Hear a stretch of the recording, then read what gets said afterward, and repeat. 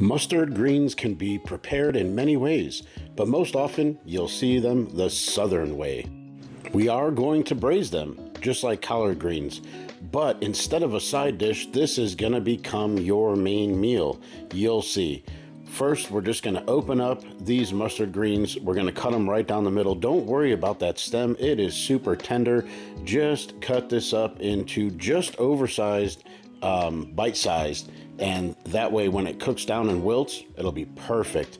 Now we're just going to rough chop a tomato. I'm just cutting off the root ends here, giving it a quick slice all the way down after cutting in half. Then I'm just going to turn that and then just give it a rough chop to go into this dish. Set that aside and let's get our greens going.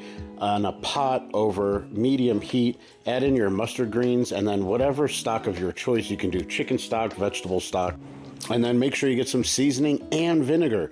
Apple cider vinegar works great. Goes great with any dark leafy green. We'll cover that up and let that braise until it becomes nice and tender. Then in a second pan, we're gonna get some sausage going. I chose bratwurst. You can use any sort of southern sausage. Even Italian sausage would work in this dish. Then I'm taking some butter beans. Whichever beans that you have on hand will work great. We're gonna go ahead and brown up the sausage. Then we'll add in our cooked mustard greens, get those going in there.